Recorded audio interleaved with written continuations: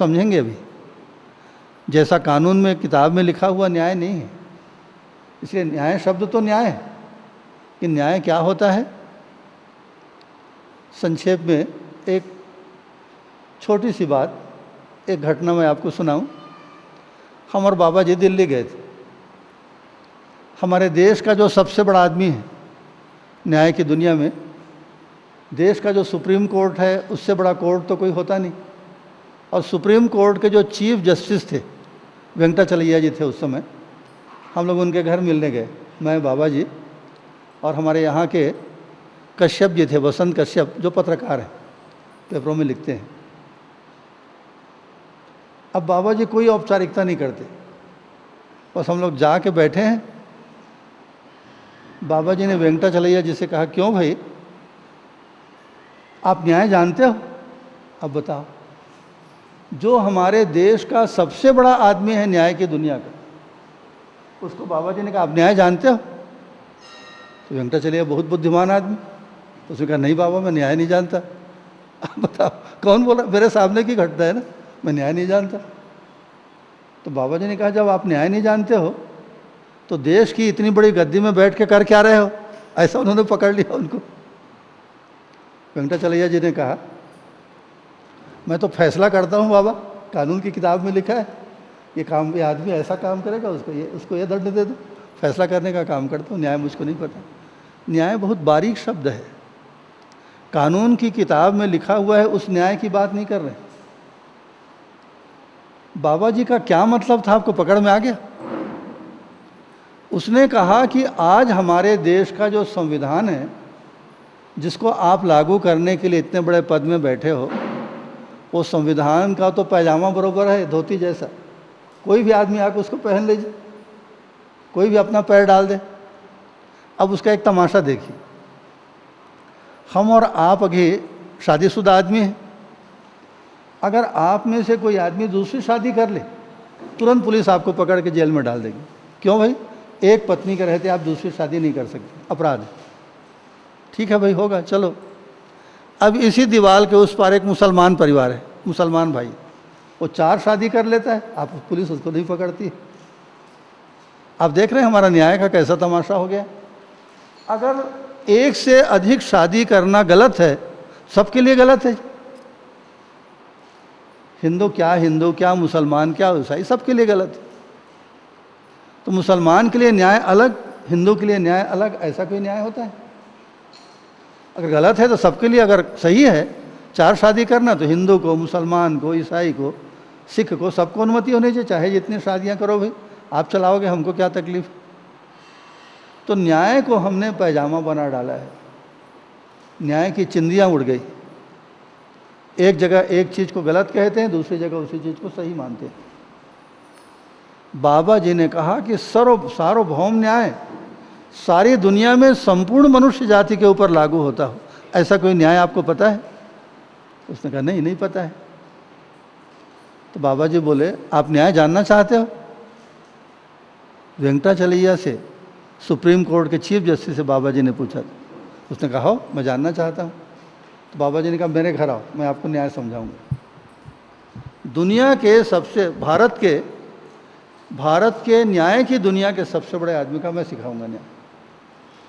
अब हम लोग दिल्ली से आ गए, संयोग से वेंकटाचलैया जी ईमानदार आदमी, वाकई अमरकंटक आए जहाँ बाबा रहते हैं अभी।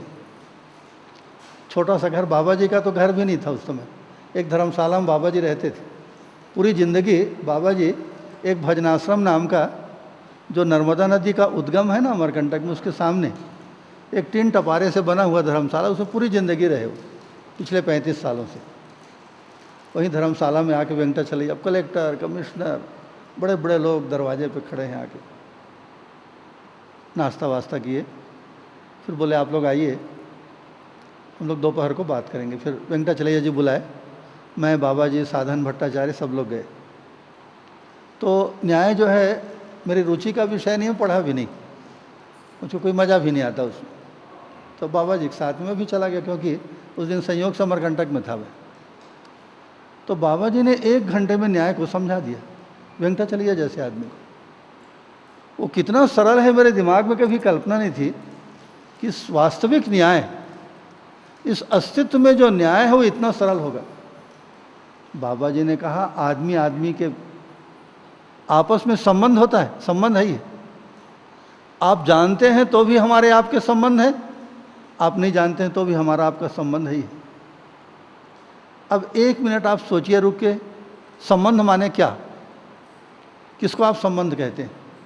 जैसे एक माँ है, उसकी पेट से एक बच्चा पैदा हुआ आज। अब वो बच्चा पेट में नहीं है ना, माँ की पेट से बाहर है। 4 साल के बाद उसी माता की पेट से एक दूसरा बच्चा पैदा हुआ।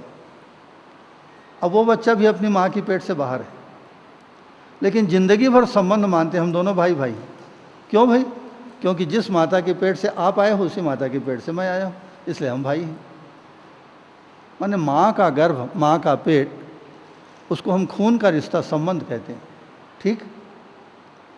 अब देखिए दुनिया में एक प्रकृति माता का पेट है, जमीन, ये हवा, ये पानी, ये सूरज की रोशनी, आकाश। इसी पेट में आप भी रहते हैं, मैं भी रहता हूँ, पेड़ भी रहता है, जीव जानवर भी रहता है। तो हम लोग आपस में संबंधित हुए कि नहीं हुए? क्योंकि एक ही माता के पेट में रह रहे हैं। आप चाहें तो भी इस पेट से बाहर नहीं जा सकते। इस धरती को छोड़ के कहाँ जाएंगे? आकाश को, सूरज चांद को छोड़ के कहाँ जाएंगे? हवा पानी के पेट को छोड़ के आप कहाँ जाएंगे? दुनिया में कहीं भी जाएंगे, यही सूरज रहेगा। तो प्रकृति माता की एक ही पेट में हम जीते हैं, तो आपस में हमारा संबंध है। एक बात, अगर कोई संबंध होता है तो उसमें कोई मूल्य होता है। मूल्य माने भाव। जैसा अभी आप सुन रहे थे कि माँ और बच्चे के बीच में एक भाव, जिसको हम बोलचाल में ममता कहते हैं। माँ अपने बच्चे को प्यार करती है, उसको हम ममता नाम दिए। दूध पिलाती है छोटे से बच्चे को, प्यार तो करती है, उसकी रक्षा भी करती है, पालन पोषण करती है। तो ये जो भाव है, ऐसा कोई ना कोई भाव हर संबंध में रहता ही है। चाहे पति पत्नी के बीच में जो भाव रहता है, उसको हमने एक नाम दिया है, प्रेम। एक बच्चे और पिता के बीच में जो भाव रहता है, क्योंकि पिता प्यार तो करते ही हैं बच्चे को, उसके साथ बच्चे की रक्षा करते हैं, खिलाते पिलाते हैं, तो उसको हमने नाम दिया वात्सल्य। पिता और बच्चे के बीच में जो भाव है उसको हमने वात्सल्य कहा। पति पत्नी के बीच में जो है उसको हमने प्रेम कहा। माँ और बच्चे के बीच में जो भाव है उसको हमने ममता कहा। गुरु और शिष्य के बीच में जो है उसको हमने गौरव कहा। हम लोग गौरव से बताते हैं हमारे गुरुजी ऐसे हैं, हमारे गुरुजी इतने तपस्वी हैं, ज्ञानी हैं, महान हैं। ये क्या है? हम गौरव लेते हैं अपने गुरुजी का। ये भाव है हमारे आपके बीच में, चाहे वो कोई भी हो, नौकर हो, मालिक हो, मित्र हो, भाई हो, बहन हो, माता हो, पिता हो, बेटा हो, हम आपस में जुड़े हुए हैं। और इस संबंध में कोई ना कोई भाव होता है।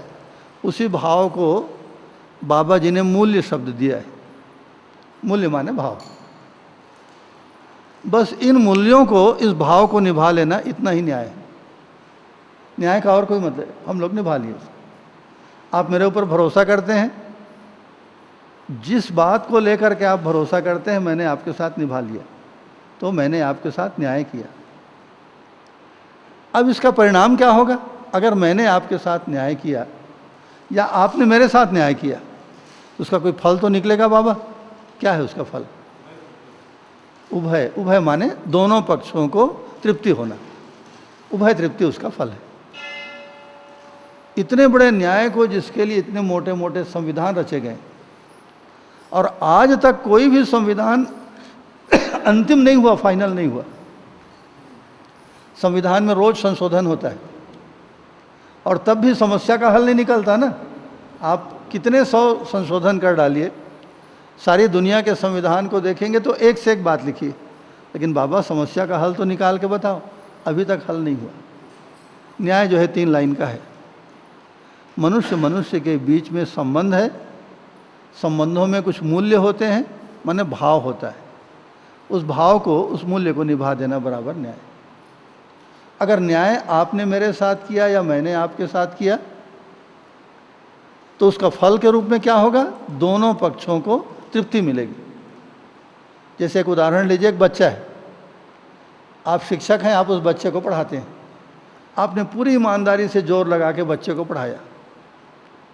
अब उसके बाद मूल्यांकन करते हैं, क्या पढ़ा रहे भैया, क्या नहीं पढ़ा।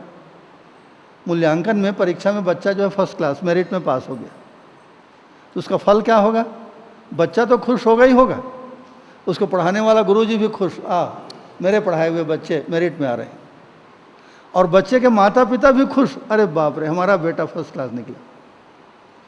अगर न्याय हुआ है, ईमानदारी से माता पिता ने अपने बच्चे को आपके हाथ में सौंपा कि इसको पढ़ा लिखा के भले आदमी बना दो, आपने ईमानदारी से पढ़ा दिया, मूल्यांकन में तौलने में बच्चा जो है फर्स्ट क्लास मेरिट में आ गया, सबको खुशी हुई, बच्चे को भी, पढ़ाने वाले गुरुजी को भी, और बच्चे के माता पिता को। दिस इज न्याय, ये न्याय है, उभय तृप्ति उसका परिणाम है। 4 लाइन में बाबा जी ने न्याय को समझा दिया, और बोले धरती में नहीं, दूसरे लोक में अगर कोई आदमी होगा उसके ऊपर भी यही नियम लागू होगा। मैं तो सुन के एकदम सन्ना गया था। जो विषय जिंदगी भर मुझको दिमाग में घुसता नहीं था, क्या न्याय, क्या संविधान, हम लोग पहले सिविक्स के नाम से पढ़ते थे, वो मेरे दिमाग में घुसता नहीं था, मुझको पसंद भी नहीं आता था। बाबा जी ने ऐसा चुटकी में समझा दिया। बोले दुनिया में बेटा, दुनिया के किसी भी देश में, दूसरे ग्रहों में भी अगर कोई आदमी होगा उसके ऊपर भी न्याय का ये फार्मूला जो है लागू होगा। न्याय क्या है? एक आदमी दूसरे आदमी से निभने निभाने के क्रम में जो मेहनत करता है, व्यवहार करता है, कार्य करता है, उसको हम क्या कहते हैं? व्यवहार। तो व्यवहार काल में न्याय साक्षात परमात्मा है। और परमात्मा को खोजने आप कहाँ जाएंगे? आप जिनके साथ व्यवहार करते हैं न्याय संगत करिए, परमात्मा को अनुभव करेंगे। आप जो काम करते हैं उसको नियम के साथ करिए, और नियम परमात्मा है। आप जो विचार करते हैं उन विचारों के द्वारा जो समाधान आपको मिलता है, समाधान साक्षात परमात्मा है। एक आयाम और बच गया, एक आयाम बताइए क्या है?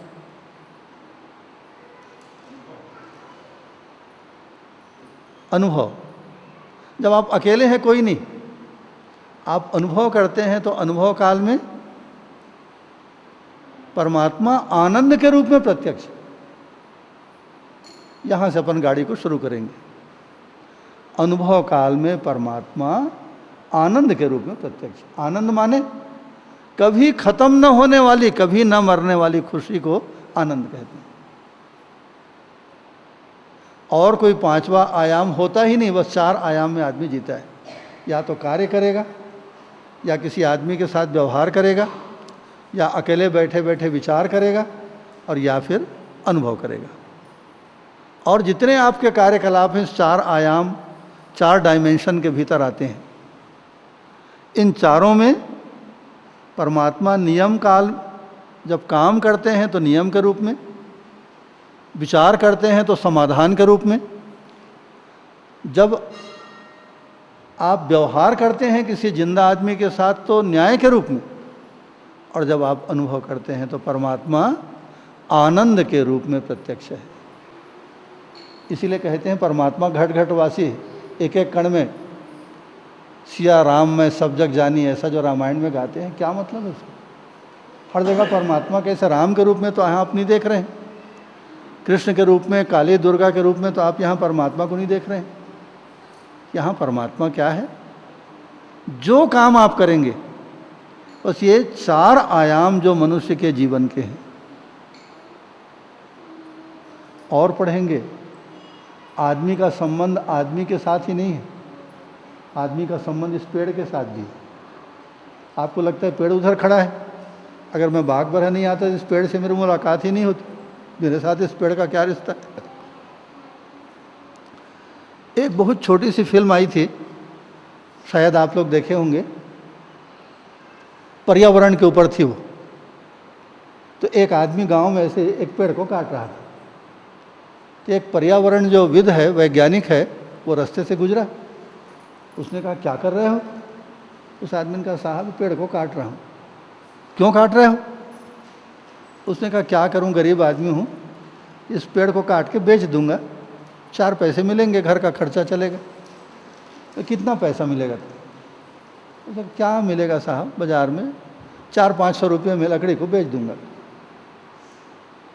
तो उस पर्यावरणविद एक बहुत गंभीर बात बोलता है।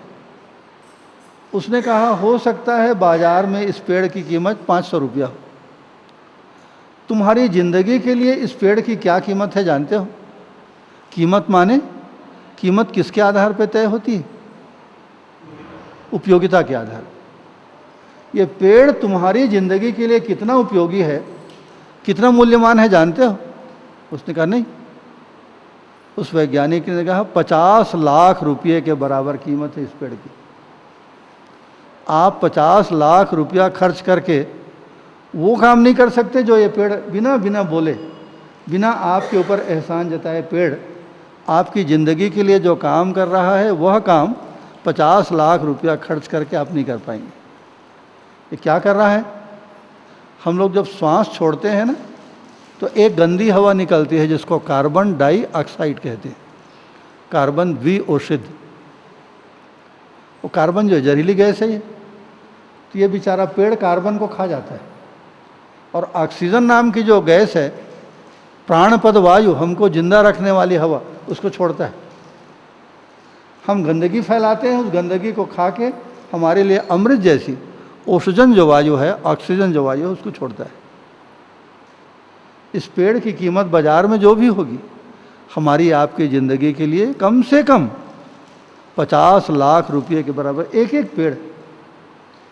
इस सारे जंगल में जितने पेड़ लगे हैं, ये सारे पेड़ मिलके अरबों खरबों रुपये का काम आपकी ज़िंदगी के लिए कर रहे हैं बाबा।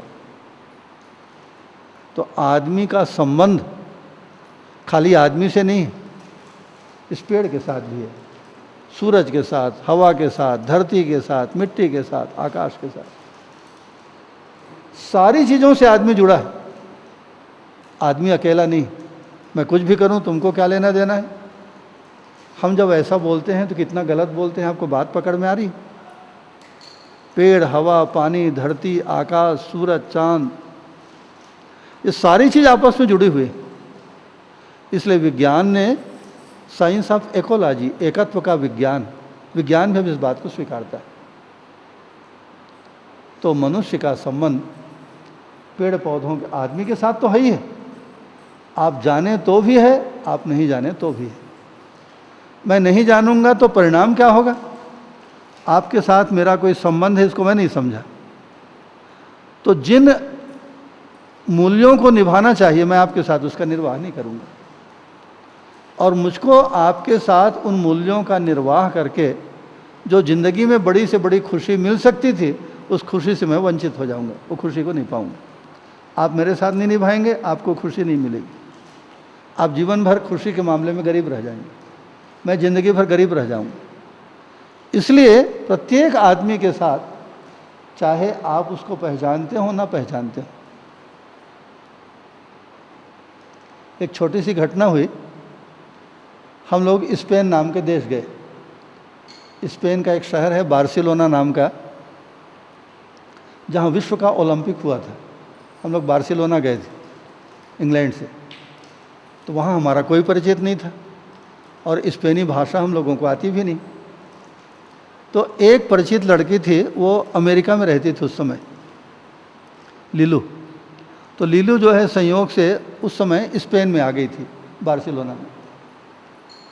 तो वहाँ तो बहुत दिक्कत वाली ज़िंदगी है, पैसों के बिना आप बहुत परेशान होंगे। तो लीलू हम लोगों को टेलीफोन की, आप लोग आ जाइए, लेकिन मैं आपको एक टॉवेल भी नहीं दे सकूँगी ना, मैं भी, मेरा काम धाम कुछ नहीं, मेरे पास रहने के लिए घर भी नहीं। आप लोग अपना टॉवेल भी लेके आना। ये तो विदेश में आप जाएंगे ना, तो टॉवेल कपड़ा इसकी ज़रूरत नहीं पड़ती, बिस्तर की हर चीज़ आपको एकदम चकाचक मिलेगी होटल में या जिसके घर में ठहरेंगे। हम लोग अपने घर से जैसा अंगूठी पोटका धर के जाते हैं, टॉवेल धर के गए। अब वहाँ बार्सिलोना के एयरपोर्ट में उतरे, कोई लेने के लिए नहीं आया हम लोगों को। हम लोग भुका गए, है भगवान, नया देश है, यहाँ की भाषा नहीं आती, क्या करेंगे। 15 मिनट के बाद बैठे रहे। 15 मिनट के बाद एक नई गाड़ी चमचमाती हुई आई, मर्सिडीज़ गाड़ी, इसको बहुत सम्मानजनक मानते हैं। वहाँ जो मीडियम क्लास की मर्सिडीज़ गाड़ी है ना, वो करीब 30-35 लाख रुपए में आती है। हमारे यहाँ की गाड़ी 2-3 लाख वाली एक भी गाड़ी वहाँ नहीं दिखेगी। इंग्लैंड में, अमेरिका में एक भी गाड़ी, ये 2-3 लाख वाली गाड़ी चलती नहीं। सस्ती से सस्ती गाड़ी माने 12-13 लाख रुपए की आती है, बोलो जर्मन गाड़ी है। और बढ़िया लेना हो तो फिर 90 लाख 1 करोड़ की गाड़ी आती है। नई गाड़ी लेके आया वो आदमी, हम लोगों को बिठाला, चलो मेरे घर। उसके बाद वो आदमी इतनी सेवा किया, इतनी सेवा किया, मैं क्या बताऊँ भाई। बिजनेसमैन है वहाँ, भारत का आदमी है। 2 दिन तक अपनी दुकान जाना छोड़ दिया वो, अपने सारे काम धंधे बंद कर दिया। हम लोगों को जगह जगह ले जाना, घुमाना, नया देश था, घुमाया फिराया। अपने घर में भारतीय भोजन, नहीं तो भारतीय भोजन के लिए तरस जाएंगे आप विदेश जाएंगे तो। ऐसा दाल चावल रोटी किसी के घर में नहीं बनती, आप जानते हैं। हम वहाँ दाल बनाते हैं ना, रोटी बनाते हैं, चावल बनाते हैं, जो मुख्य हमारा भोजन है बनाते ही नहीं वो। अब ब्रेड को खा के कितने दिन आप जिंदा रहेंगे। तो कोई आदमी आपको दाल चावल खिला दिया, बहुत बड़ी कृपा कर दिया आपके ऊपर। दाल चावल रोटी भजिया आलू गुंडा सब बना के खिलाया। हम लोग तो गदगद हो गए। 2 दिन के बाद हम लोगों को एयरपोर्ट ला के हवाई जहाज़ में बिठाल दिया, उसके बाद अपने घर गया होगा। ये क्या चीज़ है। उस आदमी ने, जिसको कभी हमने देखा नहीं था, उसने हम लोगों को देखा नहीं था। इतना सुंदर उसने संबंधों को निभाया कि आज हम लोग जहाँ जहाँ जाते हैं, ऐसी जब भी चर्चा निकलती उसको हम लोग याद करते हैं, बिना एक जान पहचान के। सिर्फ इतना कि महाराज जी लोग आ रहे हैं, भारत से इंग्लैंड आए हुए, इंग्लैंड से बार्सिलोना आ रहे, बस इतना उसको पता था। जिस लड़की से हमारा परिचय था, अमेरिकन लड़की से, उसके चाचा जी लगते थे। और मज़े की बात हुई, हमारे जाने के पहले उस लड़की को एक शानदार मकान मिल गया, एकदम राजमहल जैसा मकान। उसने कहा बस अब मैं 2 दिन के बाद अपने घर जाऊंगी, महाराज जी लोग मेरे घर में रहेंगे। शानदार मकान, और एक टावेल नहीं 5 टावेल का उसने ऐसा थक्की लगा दिया। जहाँ जहाँ जाना है, घूमना है, फिरना है, जो खाना है खाओ। ये क्या चीज़ है। एक अनजान आदमी के साथ उसने संबंध को निभाया। किसी भी एक अनजान व्यक्ति के साथ भी जैसा एक उस संबंध को निभाने का एक आधार है, अकारण ऐसा नहीं होता। क्या आधार है बताइए। हमारे आपके बीच में क्या रिश्ता है। न कोई जात पात में समानता है, न कोई गांव में, मैं अलग गांव में रहता हूं, आप अलग गांव में रहते हैं, न हमारा कोई व्यापारिक कोई लेन देन है। क्या रिश्ता है। मनुष्य का रिश्ता है। मैं भी आदमी हूं, आप भी आदमी। एक आदमी का दूसरे आदमी के साथ जो रिश्ता है, उसका आधार क्या है। मनुष्यता, और कुछ नहीं। एक मनुष्य में जो मानवीयता होनी चाहिए, एक इंसान में जो इंसानियत होनी चाहिए, वो 2 आदमियों का रिश्ता है। और इसको निभा के जो खुशी मिलती है। हम लोग 2 दिन रहे वहाँ। उसकी पत्नी जो थी, बहुत बहुत बढ़िया महिला, उसने कहा महाराज जी मुझको ये समुद्र झील बहुत पसंद है। तो समुद्र किनारे वो लोग नया घर बनवा रहे थे। तो 2 दिन में इतनी आत्मीयता हो गई, उसने कहा महाराज जी आप यहाँ क्यों नहीं रह जाते, आप स्पेन में रहो। मैं नया घर बनवा रहा हूँ, मेरे हाथ कोई है नहीं। एक जने बेटा है अमेरिका में रहता है, आपके लिए एक अलग कमरा। आपको समुद्र पसंद है ना, समुद्र के सामने जो कमरा है उसको मैं आपको दे दूंगा, आप यहीं रहना। और उसका भाव देखिए। मैं इतना गदगद हुआ। खैर मुझको स्पेन में जाके तो रहना नहीं है। उसकी भावना से मैं इतना खुश हुआ कि आज तक वो बात मुझको भूलती नहीं। बस एक रिश्ता जो हमारे आपके बीच में सबसे बड़ा रिश्ता है, वो रिश्ता है इंसानियत का, मनुष्यता का, आदमियत का। एक संबंध है हमारे आपके बीच। आप भी आदमी हैं, मैं भी आदमी हूँ। चाहे आप अंग्रेज हों, चाहे आप फ्रेंच हों, चाहे आप इटालियन हों, चाहे आप अफ्रीकन किसी कंट्रीज़ को बिलोंग करते हों, लेकिन मैं भी आदमी हूँ, आप भी आदमी हैं। और इतना रिश्ता काफ़ी है। This much is sufficient. इतना रिश्ता बहुत है। इतना आप निभा लीजिए, ज़िंदगी भर आप खुश रहेंगे। आपको और कुछ सोचने की ज़रूरत नहीं। इतना रिश्ता है आदमी का आदमी के साथ रिश्ता। तो समय कितना हुआ, होने वाला। तो ऐसा करते हैं, बीच में रेस्ट देने के बजाय 15-20 मिनट में इसको समाप्त करेंगे, फिर भोजन के बाद फिर बैठेंगे। नहीं तो अगर आप लोग थकते हैं ना, आप लोग अपनी सुविधा बताइए, मुझको कोई नहीं है कि सुबह 9 साढ़े 9 बजे शुरू करके आप चाहें तो 11 बजे के आसपास 15-20 मिनट की अपन छुट्टी कर देंगे। फिर अगर कुछ चाय वाय पीनी हो या 10 मिनट आराम कर, उसके बाद फिर बैठ लेंगे, ऐसा भी कर सकते हैं। या एक सीटिंग में बैठना चाहें, एक सीटिंग में बैठ लेंगे। तो आज थोड़ा समय ज़्यादा हो गया है, 15-20 मिनट में फिर आराम से भोजन किए जाएंगे। तो आपने 2-3 चीज़ों को देखा कि एक तो ये आवश्यकता की जब पूर्ति होती है, खाना, कपड़ा, मकान, पैसा, उससे हम खुश होते हैं, लेकिन वो खुशी ज़्यादा देर टिकती नहीं। अगर कोई आदमी आपको 1 घंटे के लिए नौकरी दे दे तो उससे आप खुश होंगे क्या? तुरंत चिंतित, अगले घंटे में क्या होगा बाबा, मैं क्या करूँ? 1 घंटे के बाद नौकरी खत्म हो जाएगी, आप चिंतित हो जाएंगे। तो हम तो ऐसी नौकरी चाहते हैं कि मरते दम तक हमारी नौकरी न छूटे। आप नेताओं को देखें, नेता लोग चाहते हैं हम मरे भी तो पद में बैठे बैठे मरे, ताकि हमारा झंडे के साथ स्वागत हो, आप देखिए बुढ़ा हो गया, चलने की ताकत नहीं है हाथ पर, लेकिन चाहता है कि मरते दम तक वो पद में बैठे। तो मनुष्य के अगर पद से मुझको खुशी मिलती है तो मैं ये चाहता हूँ कि मेरे जीवन काल में और अगले जन्म में पैदा हूँ ऐसे किसी बड़े पद में बैठ कर पैदा। तो खुशी में आदमी स्थायित्व चाहता है। तो ये जो आवश्यकता पूर्ति से जो हमारी इंद्रियों के साथ और हमारे शरीर के साथ जुड़ा हुआ मामला है, खाना, कपड़ा, मकान, कितना ही अच्छा कुर्ता, 1 दिन 2 दिन 4 दिन पहले इतना गंदा हो जाएगा कि इसको फेंकने का मन करेगा। अगर आप नहीं धोंगे तो आप दोबारा इसको पहने, यही कुर्ता है, नया कुर्ता है।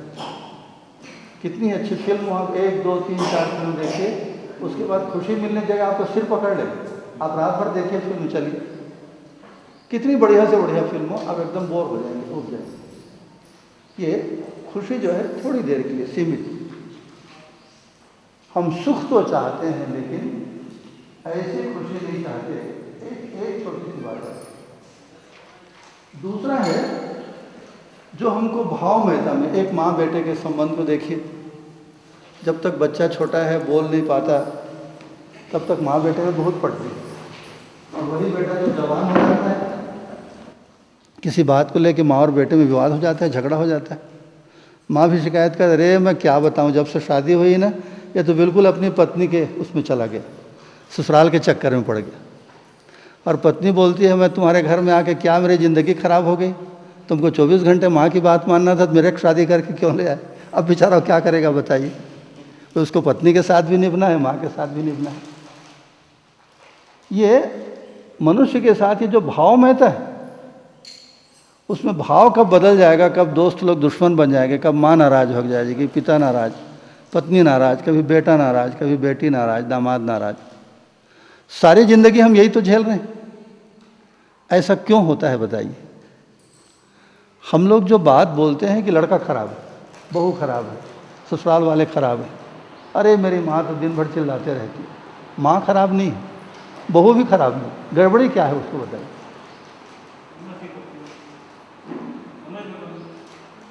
रुकिए, उसमें आते हैं अगला कदम, उसके पहले का कदम क्या है।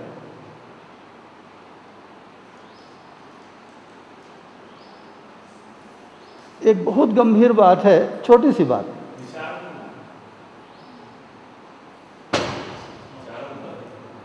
देखिए, आप 4 लाख की नई गाड़ी खरीद के ले आए और एक चीज़ को भूल गए कि चक्के में जो 4 आने की हवा भर नहीं डलवाए हैं, आपकी गाड़ी चलेगी क्या? गाड़ी 4 लाख रुपए की है और हवा भरवाते हैं 4 आना, 8 आना लेता होगा वो। 8 आना आप खुद डाल सकते हैं हवा, ऐसा कुछ नहीं। वो 4 आने की हवा नहीं भरवाएंगे तो गाड़ी आपकी नहीं चलेगी, वहीं बैठ जाएगी। इसी तरह एक छोटी सी बात है, छोटी सी बात जिसकी वजह से तमाम उपद्रव होता है। न बेटा खराब है, न बेटी खराब है, न दामाद, न तो माँ बाप खराब है। एक चीज़ में हम वी आर मिसिंग समवेयर, हम कहीं चूक रहे हैं। वो चूक कहाँ पे है? हम लोगों के जीवन का कोई लक्ष्य नहीं है। आप बोलेंगे चलिए रायपुर चलते हैं, तो बोलूँगा मैं नहीं जाऊँगा भाई। क्यों बोलूँगा बताइए? क्योंकि मेरा एक निश्चित लक्ष्य है, बाबा मैं 6 दिन यहाँ रहूँगा, मंदिर, 5 लोग आए, 2 लोग आए और एक निश्चित काम के लिए आया हूँ, इस दरमियान में कहीं इधर उधर नहीं जाऊँ। इस तरह आपकी हमारी जिंदगी का कोई लक्ष्य निश्चित हुआ है? किसी के जीवन का कोई लक्ष्य नहीं। भूख लगी खाना खा ली, थकावट लगी सो गए, क्योंकि सब लोग कमाते हैं, इसलिए चलो भैया 2 पैसा कमा लें। सब लोग कपड़ा पहनते, हम भी एक कुर्ता पहन लें। ऐसा करते पुराते छोटी छोटी बातों में, खाना, कपड़ा, मकान, घर, रिश्ता, नाता, एक जन्म आदमी का खत्म हो जाए। असली जो, क्योंकि गाड़ी कहाँ पे आ गई, हम लोग कहाँ से चले थे?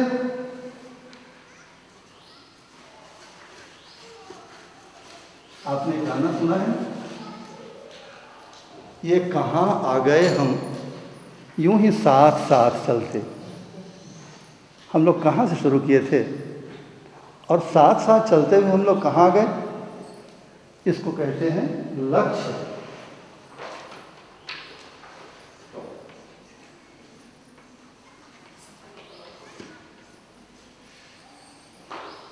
लक्ष्य माने होता है जीवन का उद्देश्य। मैं क्यों पैदा हुआ हूँ बाबा, उसको तो पहले तय करिए। रिश्ता, नाता, विचार, सब बात की बात। मैं पैदा क्यों हुआ, मैं चाहता क्या हूँ, ये तो तय हो जाए। तो कुल मिलाकर मोटी मोटा अपने जीवन के सारे कार्यकलापों के द्वारा हमने क्या निष्कर्ष निकाला?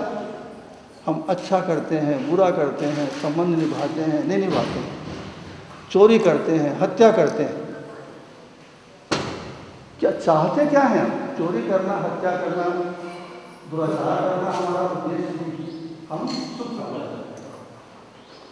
और दूसरा बिंदु क्या निकला कि हम स्थायी सुख पाना चाहते हैं। 1 घंटा खुशी मिले और उसके बाद खुशी खत्म हो जाए, ऐसा कोई आदमी नहीं चाहता। तो यह जो ये लक्ष्य कितनी बड़ी बात है।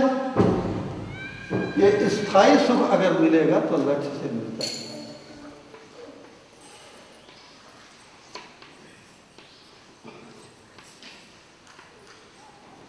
स्थायी सुख का आधार क्या है? लक्ष्य। किसका लक्ष्य? जीवन का लक्ष्य, क्योंकि हम एक जिंदा आदमी। अपन आगे जाएंगे, लेकिन तो इस तरह आज की जो चर्चा हुई, तो 3 डिजाइन, 3 तौर तरीके हमने देखे। इंद्रियों का स्वाद, खाना, कपड़ा, मकान, रुपया, पैसा, देखने का, सुनने का, खाने पीने का सुख। वो खुशी थोड़ी देर में ख़त्म हो जाती है, इसलिए हम लोग वहीं से एक कल्पना आदमी के मन में आएगी, जब खुशी नाम की चीज़ तो है, चाहे 2 मिनट के लिए मिली हो, तो क्यों नहीं सुख को स्थायी कर दिया जाए। अब गलती क्या हुई उसको पकड़िए, कि जैसे मुझको दूर जाने के लिए हेलीकॉप्टर की ज़रूरत है, मैं आपके घर गया, अरे भैया आपके घर में हेलीकॉप्टर है क्या, दे दो। तो आप बोले नहीं भैया मेरे यहाँ नहीं। मैं सोचा कि भाई अग्रवाल साहब नहीं दे रहे हैं, चलिए बगल में जाता हूँ, घोचापाली में आपके पास हेलीकॉप्टर है क्या? 100 घर में घूमता हूँ, हर जगह बोलेंगे मेरे पास हेलीकॉप्टर नहीं। अरे भाई गांव में ठीक से कार नहीं मिलती, हेलीकॉप्टर आपको कहाँ से मिलेगा?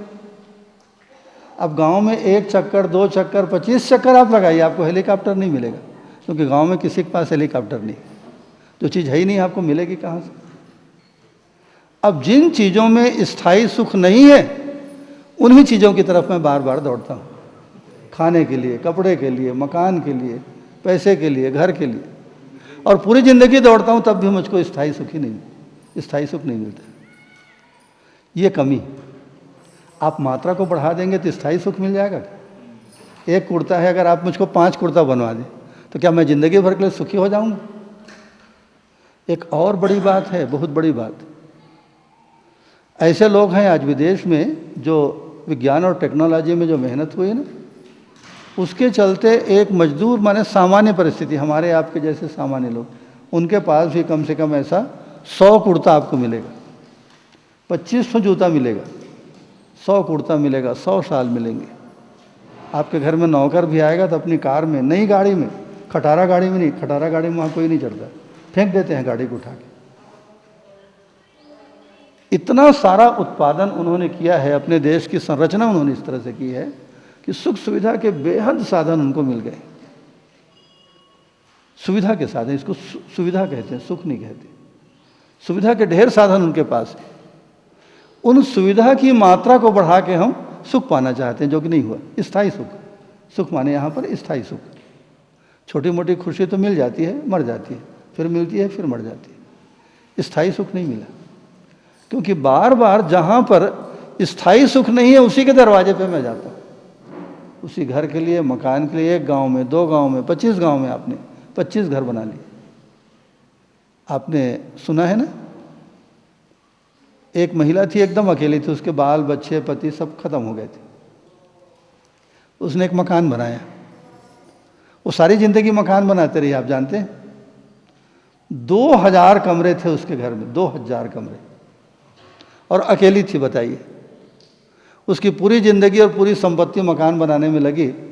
अब जब रहने का समय आएगा तो इतने बड़े घर में ये हाल अगर आप मुझको दे दें तो मैं एक कोने में, एक बिस्तर में पड़ा रहूँगा, बाकी हाल खाली रहेगा।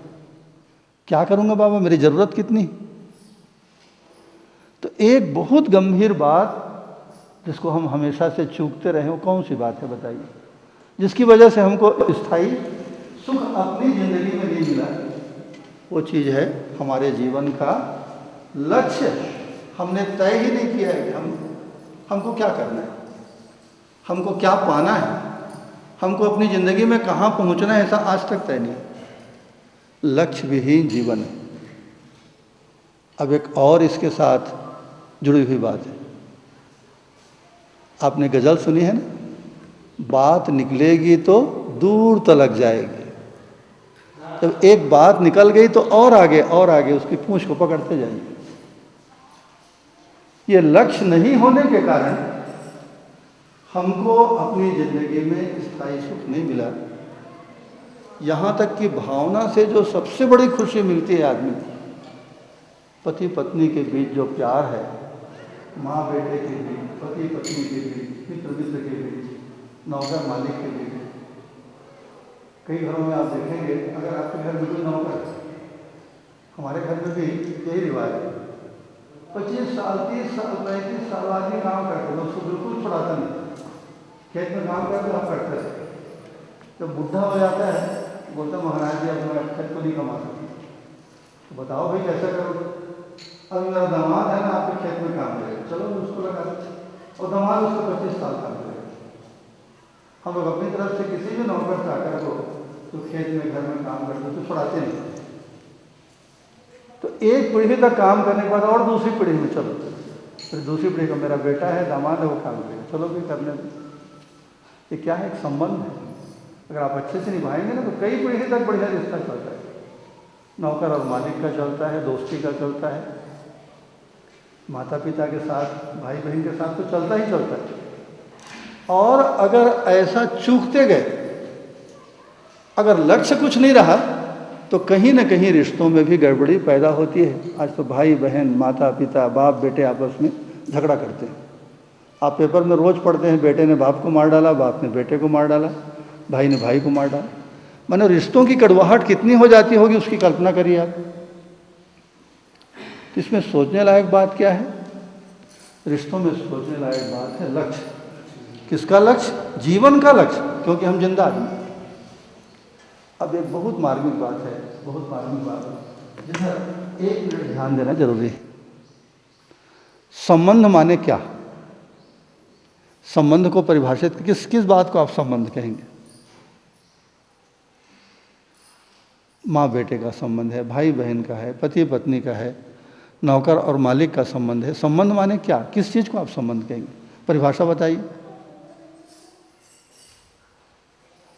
एक गजब की परिभाषा है, वैसा हम लोग सोचे भी नहीं थे। 1 लाइन की बात है, गजब की बात है, जिंदगी हिल जाएगी उससे। पूर्णता के लिए अनुबंध बराबर संबंध। पूर्णता के लिए जो कॉन्ट्रैक्ट है आपस में, उसमें मूल बात क्या है? पूर्णता। पूर्णता के लिए अनुबंध बराबर संबंध। पूर्णता के लिए क्यों है? मेरे पूर्णता से क्या लेना देना है? तो मैं पढ़ता हूँ, 8वीं पढ़ के छोड़ दिया जी।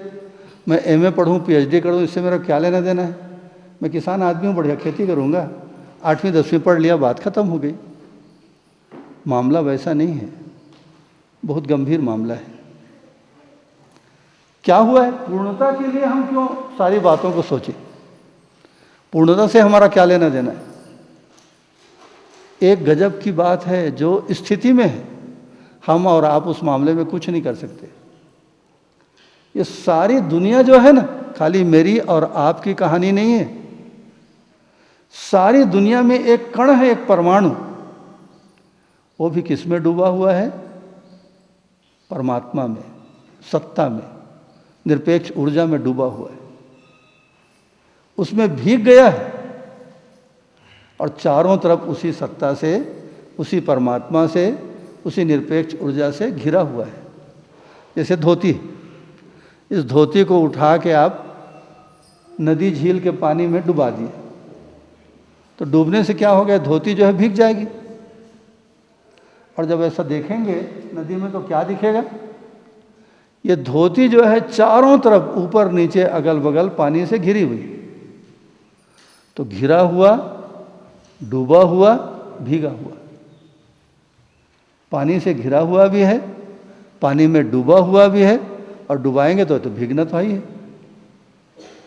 इसी तरह प्रत्येक इकाई, चाहे एक आदमी हो, चाहे एक परमाणु हो, चाहे एक सूरज हो, चाहे एक चांद हो, चाहे एक पेड़ हो, चाहे एक कुत्ता हो, चाहे एक बिल्ली हो, चाहे एक गाय हो, चाहे एक मच्छर, ये क्या है? परमात्मा में। परमात्मा माने सत्ता में डूबा हुआ है, भीगा हुआ है, घिरा हुआ है। ठीक? ये कैसे है इसको देखेंगे अभी सिर्फ शब्दों के रूप में सुन लीजिए। अब क्या हुआ? एक उदाहरण दीजिए। आप बूंदी बनाते हैं, तो आप जब बूंदी का दाना छान के निकालते हैं तेल में, तो उसमें कोई मिठास रहती है क्या? एकदम सिट्ठा सिट्ठा रहता है।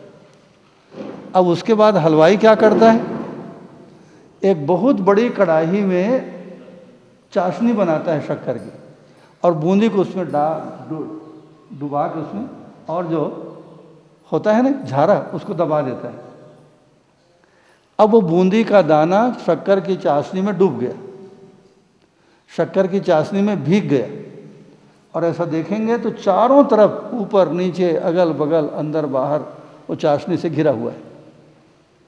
अब उसको निकाल के खाइए, मीठा मीठा लगता है। चाशनी में डूबने के कारण चाशनी का जो गुण धर्म है मिठास, उसको बूंदी का दाना ग्रहण कर लेता है। बालूशाही को, बूंदी को, खाजा को आप चाशनी में डुबाने के बाद निकाल के खाइए, मीठा मीठा लगता है। ठीक? माने जिस चीज में डूबा है, भीगा है, जिस चीज से घिरा है, उसके गुण धर्म को उसने स्वीकार कर लिया। हम लोग कहाँ पे? परमात्मा में डूबे हुए, परमात्मा में भीगे हुए, परमात्मा से 24 घंटा घिरे हुए। परमात्मा का एक नाम और बताइए क्या है? इस सत्ता का, परमात्मा का, ब्रह्म का, ईश्वर का एक नाम बताइए। और पूर्ण परमात्मा का नाम। इसीलिए परमात्मा की जो शक्ति है उसको पूर्णा देवी कहते हैं। अन्नपूर्णे सदा पूर्णे शंकर प्राणवल्लभ। ये पूर्णता जो है परमात्मा है। इसीलिए देवी के रूप में बोलेंगे तो पूर्णा देवी, और परमात्मा का एक नाम पूर्ण। अब हमारी हालत कैसी है? हमारी स्थिति कैसी है? हम निरंतर परमात्मा में डूबे हैं, भीगे हैं, घिरे हैं, इसलिए। और परमात्मा अपने आप में क्या है? पूर्ण है। तो पूर्णता की प्यास हमारे भीतर भी आ गई। जैसे बूंदी के भीतर चाशनी की मिठास आ जाती है। शुरू में बूंदी में कोई मिठास नहीं थी, कि जैसे ही आपने उसको शक्कर की चाशनी में डुबाया, भीग गया, घुस गया अंदर बाहर चारों तरफ चाशनी, उसके बाद आप खाइए, मीठा मीठा लगेगा। इसी तरह पूर्णता में अब तो परमात्मा से बाहर आप अपने को निकाल के ले ही नहीं जा सकते। आप दुनिया में कहीं भी जाएंगे, वहाँ परमात्मा पहले से मौजूद है। परमात्मा में 24 घंटे इस पूर्णता में आपको डूबे रहना है, भीगे रहना है, घिरे रहना है। तो परमात्मा में निरंतर डूबे भीगे घिरे रहने के कारण, परमात्मा के गर्भ में रहने के कारण, परमात्मा माने पूर्णता, पूर्णता के गर्भ में रहने के कारण पूर्णता की प्यास हमारे भीतर आ गई। ठीक पकड़ में आती है बात? आप चाहें तो भी इसको बदल नहीं सकते। बदल के देखिए, इंग्लैंड जाइए, अमेरिका जाइए, अफ्रीका के जंगलों में जाइए, वहाँ भी वो परमात्मा आपको मिलेगा हाजिर। जो शून्य है वही तो परमात्मा है। इस परमात्मा में निरंतर डूबे भीगे होने के कारण पूर्णता की प्यास आ गई। इसलिए इस पूर्णता को पाने के लिए अब आप जितने जन्मों तक आप इस पूर्णता को नहीं पालेंगे तब तक आप दौड़ेंगे, छटपटाएंगे, उसके लिए प्रयास करेंगे, प्रयोग करेंगे, चिंतन करेंगे, सत्संग करेंगे, पूजा पाठ करेंगे, जो जो करना है वो सब करेंगे। पूर्णता को प्राप्त करना हमारी आपकी नियति है। ये आपकी और मेरी कहानी नहीं है। एक परमाणु को लीजिए, अभी कल परसों में हम लोग एक परमाणु की जिंदगी को देखेंगे, एक परमाणु की रचना को देखेंगे, परमाणु के कार्य। एक परमाणु माने एक छोटा से छोटा कण। अणु और परमाणु में क्या फर्क है बताइए? आप लोग विज्ञान पढ़े हैं। अणु परमाणु किसको कहते हैं, परमाणु किसको कहते हैं? एक पदार्थ जैसे धोती है, इसको हम कैंची से काट दिया छोटा सा, अब और काटते जाइए और काटते जाइए, ये कण इतना छोटा हो गया, कपड़े का इतना छोटा हो गया कि उसमें कपड़े का गुणधर्म भी बाकी है, तब तक उसको अणु कहते हैं। पदार्थ का छोटा से छोटा कण, चाहे वो लोहे का टुकड़ा हो, चाहे प्लास्टिक का हो, चाहे कपड़े का हो, जिसमें उस पदार्थ के गुण अभी हैं, गुणधर्म बाकी हैं, वो अणु कहलाता है। पहले ऐसा मानते थे कि इससे छोटा टुकड़ा अब नहीं हो सकता। अब वैज्ञानिक विधियों से उसको भी काट डाले और उसके कई टुकड़े हो गए। तब उसको हमने क्या कहा? ये परम अणु है, इससे आगे और कट ही नहीं सकता है। परम माने अंतिम, ये अंतिम टुकड़ा है बाबा, इसको और आगे नहीं काट सकते। तो परमाणु कहलाया, छोटा से छोटा कण। लेकिन इतना छोटा कण जब बनेगा तो क्या होगा? उसमें फिर लकड़ी का है कि कपड़े का है कि लोहे का है, सब पता ही लगे, उसमें गुण धर्म गायब हो जाते हैं। इतना छोटा कण हो जाता है, वो परमाणु है। लोगों ने कहा अब परमाणु से को काट ही नहीं सकते आगे, वैज्ञानिक विधियों से उसको भी काट डाले। आपको पता है उसके और 4 टुकड़े, इलेक्ट्रॉन, प्रोटॉन, पॉजिट्रॉन, न्यूट्रॉन, और 4 टुकड़े हो गए। पहले बोलते थे न्यूट्रॉन से कुछ नहीं होगा, बेकार का हिस्सा है। अरे न्यूट्रॉन के आजकल बम बन गए। लो तो जो जो मान्यता विज्ञान की दुनिया में हम मानते गए, लागू करते गए, कुछ समय के बाद वो फेल हो जाता है, ध्वस्त हो जाता है। तो खैर जो भी हो, मान्यता के रूप में हमारी आपकी हो सकती है गलती, हो सकता है हम सही हों, बाद में उसको परीक्षा करेंगे। लेकिन एक बात तो सच्ची है कि एक पदार्थ को काटते काटते काटते इतना छोटा आपने बना दिया, उसको हमने परमाणु नाम दिया। अब उस परमाणु की जिंदगी को ऐसा देखिए, वो परमाणु भी इसी सत्ता में, इसी परमात्मा में, इसी पूर्णता में डूबा हुआ है। ठीक पकड़ में आता है? आदमी तो डूबा हुआ है ही। दुनिया का वो छोटा से छोटा कण जिसको हमने परमाणु कहा, वो भी इसी सत्ता में डूबा है। पेड़ भी, पौधा भी, पशु भी, पक्षी भी, सूरज भी, चंद्रमा भी, दुनिया की जितनी चीजें आपको दिखाई पड़ती हैं, समझ में आती हैं, सारी चीजें इसी पूर्णता में डूबी हुई। तो अब ये पूर्णता की प्यास आदमी के भीतर, परमाणु के भीतर, पेड़ के भीतर, पशु पक्षी के भीतर, दुनिया में कौन ऐसी चीज है जो इस पूर्णता रूपी परमात्मा में न डूबी हो? इसलिए दुनिया की हर वस्तु में क्या हो गई है? पूर्णता की प्यास पैदा हुई। और आपको प्यास लगती है तो आप क्या करते हैं? तब आप पानी खोजने के लिए दौड़ते हैं, चाहे घर में जाए, दुकान में जाए, नदी में जाए, नाले में जाए। अब तो कई देश जिनके यहाँ पानी की कमी है, विदेश से हवाई जहाज में भर के पानी मंगाते हैं। आपको पता है जिन देशों में पानी की कमी है, खास करके ये जो सऊदी अरब जैसे देश है ना, वहाँ आप ज़मीन को खोदेंगे तो तेल निकलता है, पेट्रोलियम। पानी की कमी है वहाँ पे। हम लोग दुबई गए थे। दुबई नाम का एक देश है, हमारे से बहुत नज़दीक है। नागपुर से करीब 4 घंटे की फ़्लाइट है दुबई के लिए। तो वहाँ हम लोगों ने देखा वहाँ कोई नाली ही नहीं, बस यहाँ पे रेत का ढूंढ है, यहाँ पे आदमी एक ठो मकान बना लिया। तो हम लोग देखते लगे क्या नाली क्यों नहीं है भाई, जबकि हर शहर में, इवन गांव में, अगर गांव में नाली नहीं है तो गली से पानी बह के निकलता है। क्यों नहीं है बताइए? क्योंकि वहाँ पानी ही नहीं गिरता बाबा कभी। वहाँ के बच्चे लोग आकाश से पानी गिरता है इस बात को देखे तक नहीं, कभी पानी नहीं गिरता। अभी 3-4 साल पहले एक बार बारिश हो गई, वहाँ दुबई में बारिश हो गई, लोग अपना सारा काम छोड़ के क्या देख रहे हैं भगवान, पानी को देखते रहे, गिरते बरसते हुए पानी को। और पानी गिरा, अब निकलने के लिए कोई रास्ता तो नाली तो बनाए नहीं, घर में, मकान में, होटल में, चारों तरफ पानी जाके जिसको जाओ जगह में भी घुस गया। दुबई ऐसा देश है जहाँ पानी ही नहीं गिरता। अब सोचिए वहाँ पानी कहाँ से आएगा, चारों तरफ समुद्र है। तो समुद्र के पानी को और दूसरे काम में तो आप ला सकते हैं, फिल्टर प्लांट लगाए होंगे, लेकिन पीने के लिए तो साफ पानी चाहिए ना। तो कई देशों में तो हवाई जहाज़ में भर के पानी को मंगाते हैं। क्यों? पानी की कीमत नहीं है। कीमत किस बात की है? आपके प्यास की कीमत है बाबा। प्यास नहीं लगती तो हम पानी को क्या करेंगे? आपकी जो कीमत है वो आपके प्यास की है, और किसी भी कीमत पे आपको पानी चाहिए। हम लोग एक देश गए थे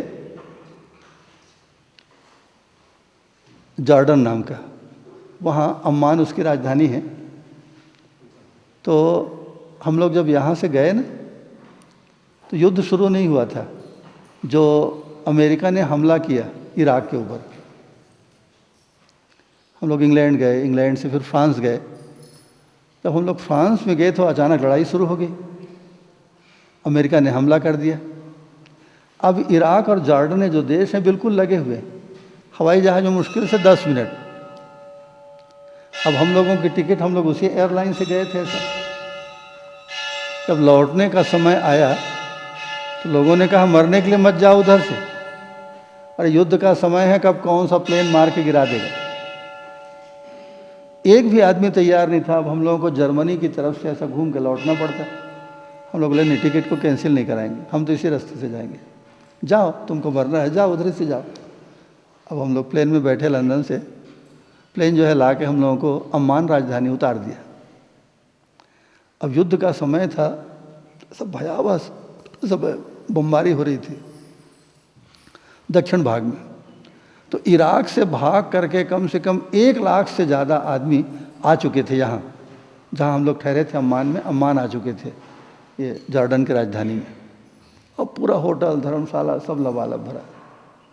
अब हम लोगों का जहाज़ को 24 घंटे रोक दिए वहाँ। तो वहाँ ना हर चीज़ राजा की है। जो जॉर्डन के शाह, आपने नाम सुना, शाह माने राजा वहाँ का, उसका होटल था, शानदार होटल में ठहराया, खूब बढ़िया से खिलाया पिलाया, स्वागत किया। 24 घंटे हम लोग रुके, शाही मेहमान थे।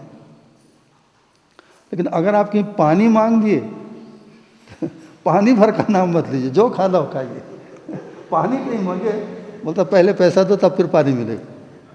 तो मैं सोचता हूँ 125-150 रुपया दे के एक बोतल पानी को हम लोग खरीदते थे। मैंने 2 गिलास 2.5 गिलास पानी को 150 रुपया में। पानी की कीमत नहीं है। हम लोगों को प्यास लगी है, वो 200 रुपया भी मांगता तो 200 रुपया देते। कल 300 रुपया मांगेगा, 300 रुपया हम पानी खरीद के पिएंगे, क्योंकि भाई हम जानते हैं कि प्यास लगी है तो पानी के बिना आदमी जी नहीं सकता ना। हवा पानी के बिना आप जिंदा कैसे रहेंगे? अब 24 घंटे, एक प्लेन तो कैंसिल हो गया। हम लोग लंदन से 19 आदमी, इतना बड़ा प्लेन इसमें 250-350 आदमी बैठते हैं, 29 आदमी हम लोग बॉम्बे आने के लिए तैयार थे। एक प्लेन तो कैंसिल हो गया। हम लोगों को जी धक से करता था, युद्ध में फंस जाएंगे तो क्या होगा। फिर हम लोगों का प्लेन उड़ा। हम लोग 29 आदमी लंदन से आए थे बॉम्बे जाने के लिए। एक आदमी नहीं मिला पूरे देश में, एक आदमी जो उस विमान में यात्रा करता। खैर बेचारे विमान को उड़ा लिए। हम लोग सोए सोए हाथ पैर लात फैला के, 350 लोगों की सीट थी और 29 आदमी हम लोग गिन के थे। वो तो आराम से बॉम्बे आ गए। एक भयावह दृश्य था चारों तरफ, क्योंकि हवाई जहाज़ से आप जाएंगे ना 100-200 किलोमीटर, कितने मिनट का है, 10 मिनट नहीं लगते। कोई भी प्लेन मार दे, क्रैश हो जाए, धोखा हो जाए, क्या क्या कर सकते हैं? युद्ध में आप किसी को कुछ बोल तो सकते नहीं। तो पानी जो है अपने आप में आदमी की ज़िंदगी के लिए बहुत बड़ी ज़रूरत है। लेकिन उससे भी ज़्यादा बड़ी चीज़ क्या है? आपकी प्यास। आप प्यासे हैं तो पानी चाहिए। अब लौट के फिर अपनी जगह पे आइए। आपके भीतर, मेरे भीतर, एक परमाणु के भीतर कौन सी प्यास है? पूर्णता की प्यास है। क्योंकि 24 घंटे हम और आप पूर्णता में डूबे हुए हैं, पूर्णता में भीगे हुए हैं, पूर्णता से घिरे हुए हैं। तो पूर्णता की ये जो प्यास है अब जिंदगी भर हमको दौड़ाएगी। एक गाना आप लोग सुनते हैं ना, तुम भी सदियों से प्यासे हो और अपनी भी प्यास पुरानी है। कब से प्यास हमारा पीछा कर रही है? किस बात की प्यास हम जानते नहीं। ठीक ठीक आदमी उसको आइडेंटिफाई नहीं कर पाता कि मैं चाहता क्या। कभी इधर दौड़ेगा, इधर दौड़ेगा, इधर दौड़ेगा, क्या चाहता उसको ठीक से पता नहीं। लेकिन वो आदमी प्यासा है, इतना तो प्रूव्ड। एक भीतर की प्यास जो हमको दौड़ा रही, कितनी सदियों से हम दौड़ रहे हैं। वो प्यास क्या है? पूर्णता की प्यास। उसी पूर्णता को बोलचाल में, हमारा दिया हुआ नाम है ना, परमात्मा की तरफ से ऐसा कुछ नहीं। हमने उसको एक परमात्मा, ईश्वर, पूर्ण, ऐसा हमारा दिया हुआ नाम है। एक ऐसी स्थिति है, एक ऐसी सच्चाई है। बस यहाँ से आदमी की कहानी शुरू हो जाती है। अब आपको पूरी पृष्ठभूमि पकड़ में आ गई। अब जो कथा आप सुनेंगे, क्या सुनेंगे आप लोग? अपने जीवन की कहानी सुनेंगे, अपनी आत्मकथा को सुनेंगे। एक शायर ने बहुत बढ़िया लिखा है, मेरी दास्तां को, दास्तां माने मेरी कहानी, मेरी दास्तां को जरा सा बदल कर मुझे ही सुनाया सवेरे सवेरे, कोई पास आया सवेरे सवेरे। मेरी दास्तां को जरा सा बदल के, आपकी ज़िंदगी और कहानी भी आपकी, और आप किस तरह जीते रहे सदियों से, सहस्त्राब्दियों से, हजारों साल से। कल से हम लोग, जब से बात शुरू हुई है, हजारों हजारों, बल्कि ज़्यादा ठीक शब्दों में कहे, लाखों वर्षों के आदमी के इतिहास को, ऐसा उसके सार को पकड़ने की कोशिश कर रहे हैं। कल से आवाज़ नहीं, चुप बैठ। हजारों साल से, बल्कि ठीक शब्दों में कहे लाखों वर्षों से, आदमी क्या यात्रा करते आया है, क्या चाहता है, उसको पकड़ने की, समझने की, ध्यान में लाने की कोशिश करते रहे। एक चीज़ पकड़ में आई कि आदमी सुख चाहता है। दूसरी चीज़, सुख तो मिलता है, खुशी सबको मिलती है, लेकिन खुशी थोड़ी देर में मर जाती है। अभी खुशी ठीक से मिली भी नहीं है कि उसकी विदा होने का वक्त आ जाता है। आने के ही साथ विदा की होती देखी तैयारी, खुलते ही बंद लगी होने मेरी जीवन मधुशाला। मधुशाला नाम की बहुत बढ़िया गीतों की किताब है, हरिवंश राय बच्चन की।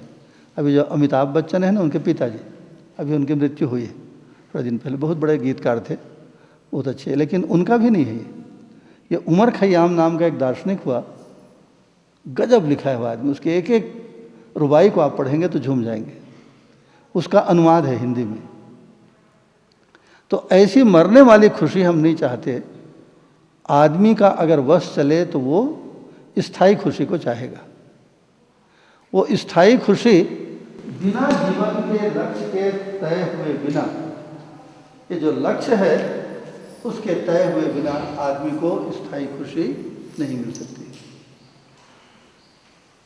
और एक हमने क्या देखा कि प्रत्येक एक परमाणु से लेके एक आदमी तक, सूरज, चांद, पेड़ पौधा, मक्खी, मच्छर डूबे हुए हैं। इसलिए पूर्णता की प्यास हमारे भीतर आ गई, और उस पूर्णता को पाने के लिए जाने या अनजाने, नोइंगली और अननोइंगली, हम दौड़ते रहते हैं। ठीक? तो अब इसमें निकल के क्या आता है? एक तो जिंदगी क्या चीज़ है, जीवन क्या चीज़ है, जीवन का स्वरूप कैसा है। हम लोग जो अपने को जिंदा आदमी कहते हैं, ये आदमी क्या होता है, जीवन क्या होता है, जीवन का स्वरूप क्या होता है, जीवन की ताकत क्या होती है, बहुत सारे सवाल खड़े होते हैं एक एक सवाल को। यही हमारा धर्म है। धर्म का मतलब इतने, हमारा धर्म इतना ही। हम क्या हैं? सुख धर्मी।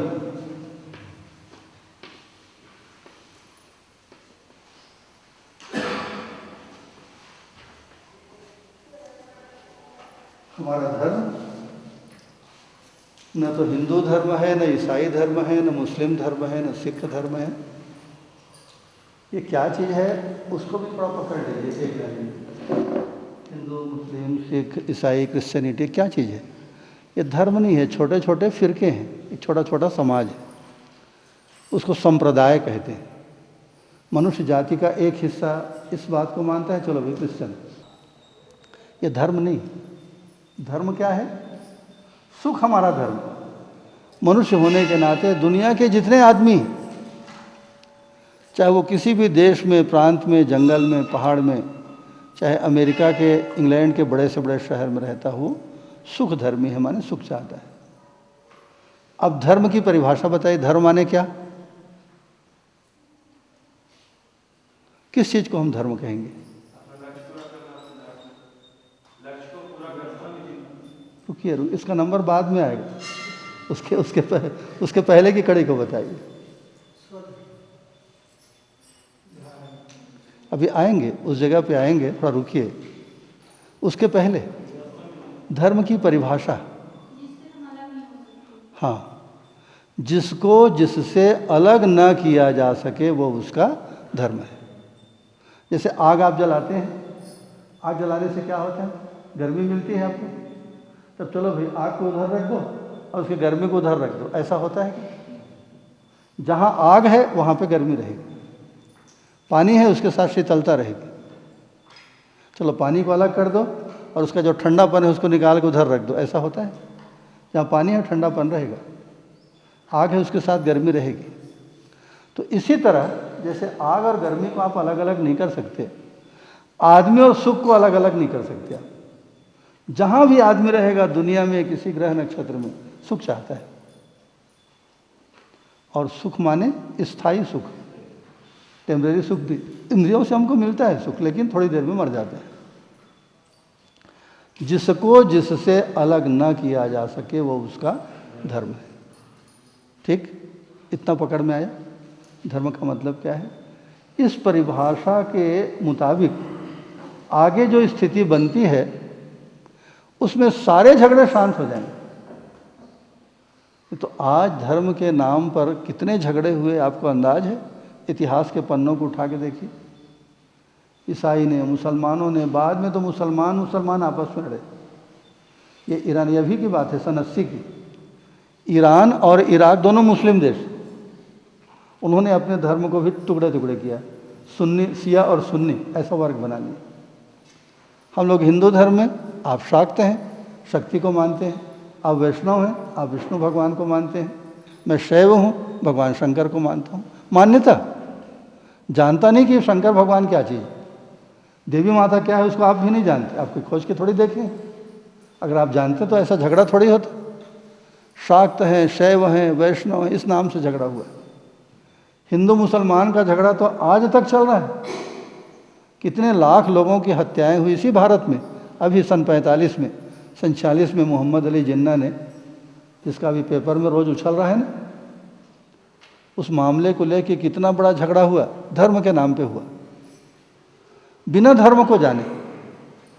जिससे जिसको अलग न किया जा सके वो उसका धर्म है। अब एक और बहुत सुंदर परिभाषा है, जिस परिभाषा के चलते सारी दुनिया के झगड़े चुप हो जाते हैं, शांत हो जाते हैं। धर्म का मतलब क्या है उसको बताइए। किस चीज़ को आप धर्म कहेंगे?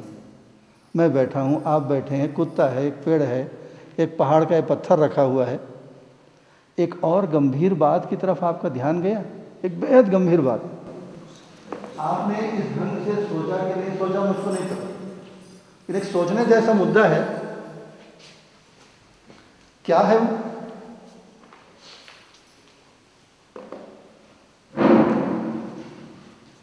ये मिट्टी पत्थर का भी धर्म होता है। ये जो जीव जंतु कुत्ते बिल्ली गाय दिखाई पड़ते हैं उनका भी धर्म है। ऐसा थोड़ी खाली आदमी का धर्म होता है। धर्म जो है कितनी बड़ी चीज़ है, कितनी व्यापक चीज़ है, उधर आपने सोचा है? मिट्टी पत्थर है भाई, जिंदा आदमी का तो धर्म होगा, चाहे आप ईसाई हैं, मुसलमान हैं, हिंदू हैं, जो भी हैं, आपका धर्म है मान लिया। पेड़ पौधे कैसे धार्मिक होंगे भाई? ये मिट्टी आपका पहाड़ बड़ा बड़ा पत्थर रखा है, वो उसका धर्म क्या होगा? उसका भी धर्म है।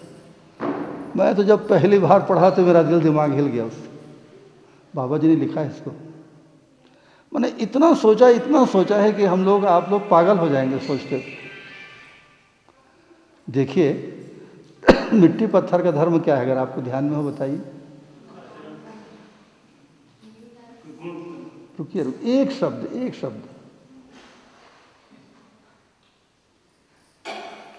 शब्द में बताइए। अरे भाई होना ही उसका धर्म है, अस्तित्व धर्म। बस है, पत्थर है, मिट्टी है, पहाड़ है, होना ही उसका धर्म है। इतना बड़ा बड़ा पत्थर रखा है ना, पता नहीं कितने 100,000 हो सकता है लाख बरस पुराना, हम नहीं जानते, उसका होना ही उसका धर्म है, वो अस्तित्व धर्मी है। अब दूसरी चीज हमको दिखाई पड़ती है, पेड़ पौधे। मिट्टी पत्थर से जुड़ा हुआ है, तुरंत जो दिखता है पेड़ पौधा है। पेड़ पौधे का धर्म क्या होगा? कोई ईसाई धर्म को मानता है क्या पेड़? ये हिंदू धर्म को मानता है, एक सिख धर्म को कि जैन धर्म को? क्या धर्म है उसका?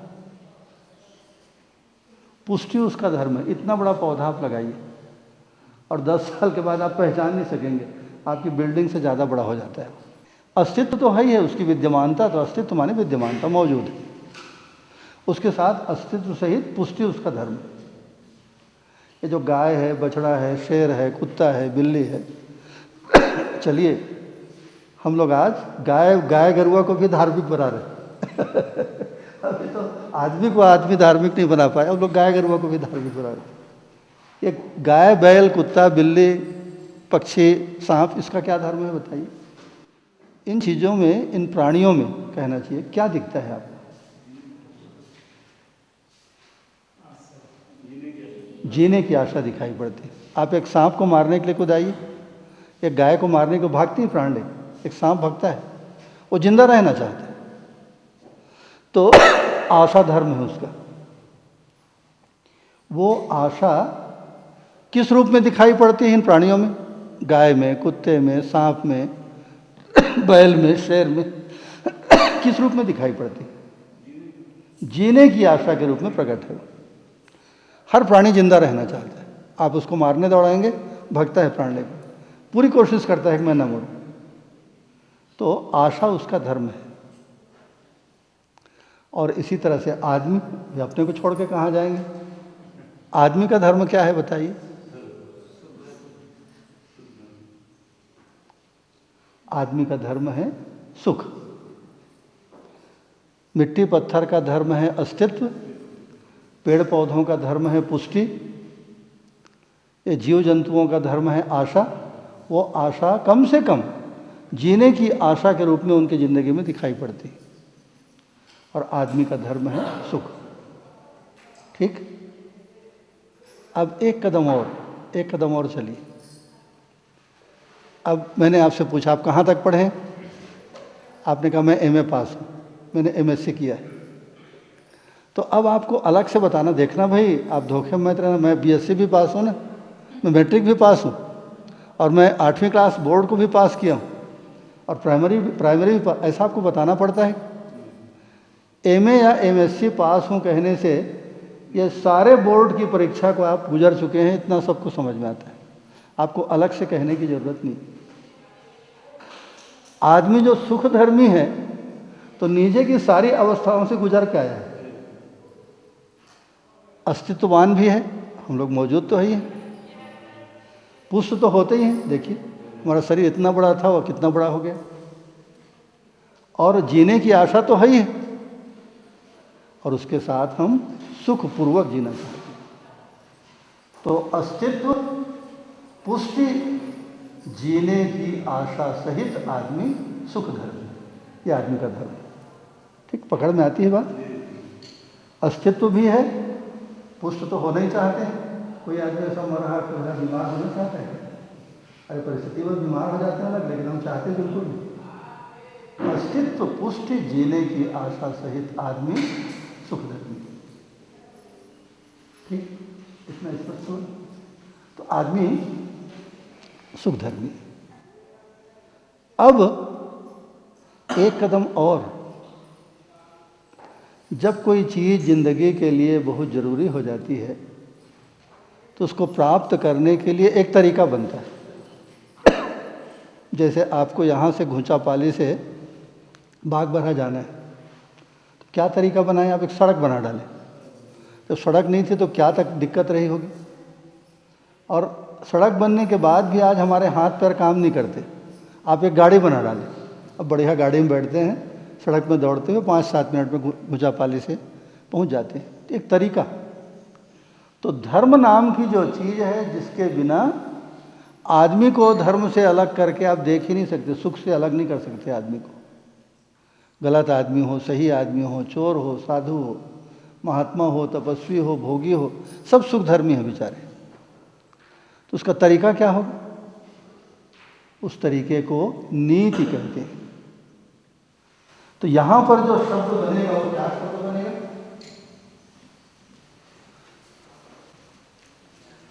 धर्म नीति।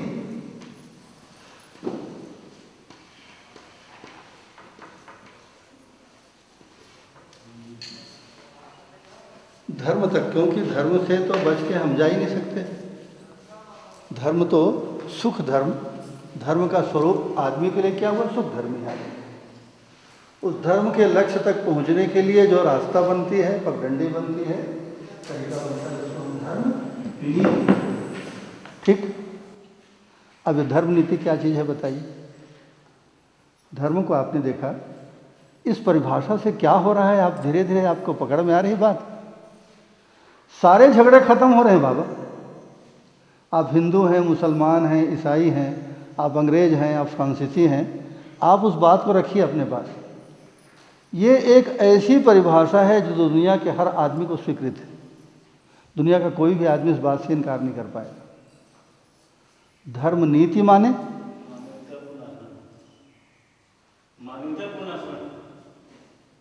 वो बात की घटना है। रुकिए रुकिए रुकिए, वहाँ तक आते हैं।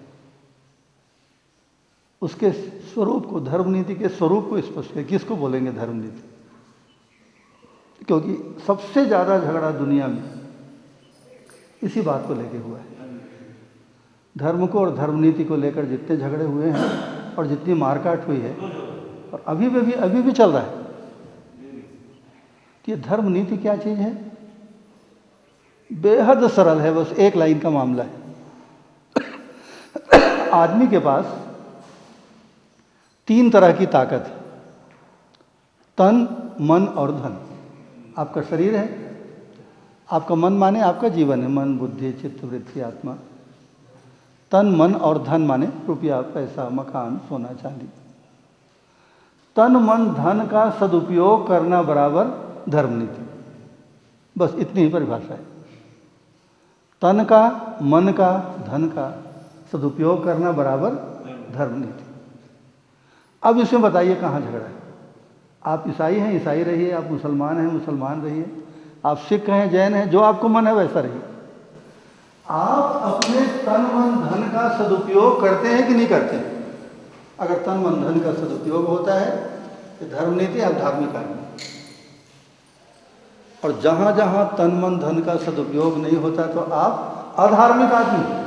पापी का मतलब इतना ही और कुछ नहीं। आपको सदुपयोग करना नहीं आता अपने तन का, अपने मन का, अपने धन का। तन मन धन का सदुपयोग बराबर धर्म नीति। अब एक चीज और है, ये शरीर कीमती है कि नहीं? इसकी रक्षा भी उतनी ही जरूरी है। शरीर की बीमारियों से रक्षा करने के लिए आदमी जाति ने क्या अरबों खरबों असंख्य रुपया को स्वाहा कर दिया। दवाई बनाओ, पानी बनाओ, इंजेक्शन बनाओ, हॉस्पिटल खड़े करो। अब तो हवाई जहाज में हॉस्पिटल खोल दिया, आपको पता है ना? एक मोबाइल जैसा वैन होता है ना, ऐसे मोबाइल हवाई जहाज। अमेरिका का प्लेन आपको ना यहाँ के ही घूंचापाली में ऑपरेशन कर देगा और आपको ठीक करके चल देगा। ये क्या है? कुल मिला के शरीर की रक्षा। दवाई हो, पानी हो, डॉक्टर हो, मेडिकल साइंस हो, हवाई जहाज़ हो, मोबाइल वैन से लेकर के मोबाइल हवाई जहाज़ हो, ये शरीर की रक्षा के लिए आदमी ने क्या नहीं किया। मन के लिए भाई मुझको आदमी गाली दे दिया तो इसकी गाली से मुझको बचाना है जी, मैं कोर्ट चल देता हूँ। आदमी मुझको गाली दे दिया भाई 4 लोगों के सामने, इसको सज़ा दो, सज़ा हो जाती है, मानहानि का मुकदमा। अभी अजय चंद्राकर जो शिक्षा मंत्री थे आपके, उसको स्वामी जी आए थे कांग्रेस को, उन्होंने कुछ कह दिया, ऐसे भाषण में कुछ बोल दिया होंगे, उन्होंने सीधा मुकदमा खड़ा कर दिया। ये आदमी भरे बाजार में जनता के सामने मुझको गलत बात बोला है, मेरी इज्जत खराब हुई, इसके ऊपर मुकदमा ठोको, इसके ऊपर जुर्माना करो। अब बेचारे स्वामी जो है दिल्ली से आके कोर्ट जाते, अभी कोर्ट गए थे, फोटो छपाते उनको। बताइए, माने मेरे मन को आपके किसी बात से, व्यवहार से चोट पहुंची, माने मैं दुखी हो गया, उसकी आपको सज़ा मिलनी चाहिए। मुझको दुख देने का आपको क्या अधिकार है? मेरी इज्जत खराब हुई है, मैं दुखी हुआ हूँ, मेरा सम्मान समाज में खराब हुआ है आपके कहने की वजह से। तो तन, मन और धन की रक्षा तो चाहिए। सारी पुलिस, सारी सेना, सारी अदालत किस बात के लिए? आपके धन की रक्षा के लिए। सेना के लोग आएंगे, अगर कोई दुश्मन बाहर विदेश का कोई दुश्मन आया, उसको मारपीट करने के लिए सेना खड़ी, कोई आपके इलाके का कोई आदमी आया, उसको पकड़ने के लिए पुलिस खड़ी है, उस अपराधी को सज़ा देने के लिए इतना बड़ा कोर्ट है, सुप्रीम कोर्ट से लेकर के आपके तहसील तक का जो छोटा कोर्ट है। तो तन मन धन की का सदुपयोग करना बराबर धर्म नीति। और तन मन धन क्या चीज़ है? कीमती चीज़ है बाबा, इतना तो हम समझ गए, उसकी रक्षा भी जरूरी है। तो तन मन धन की सुरक्षा बराबर राजनीति। राज्य का और कोई मतलब नहीं, राज्य का इतना ही मतलब, राज्य का रोल, टोटल रोल। आज एक राजनेता को पकड़ के लाइए, उसको बोलिए राजनीति माने क्या, आप पूछिए उनको, अच्छे अच्छे राजनेताओं को पूछिए, राजनीति का मतलब नहीं मालूम है, आप पूछ लीजिए पकड़ के।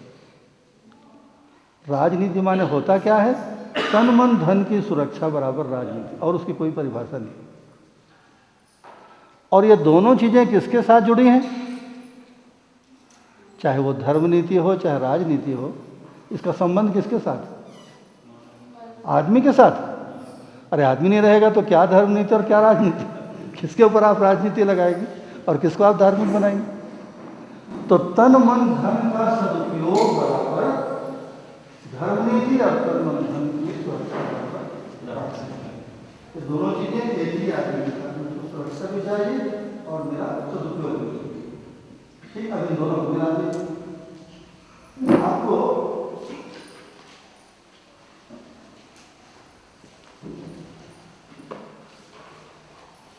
जो कुछ भी आपके आसपास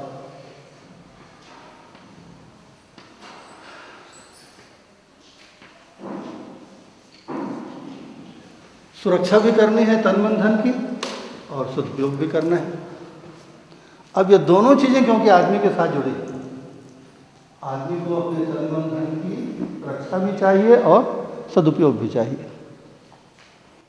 अब दोनों चीज़ एक साथ हैं तो मिलेंगी।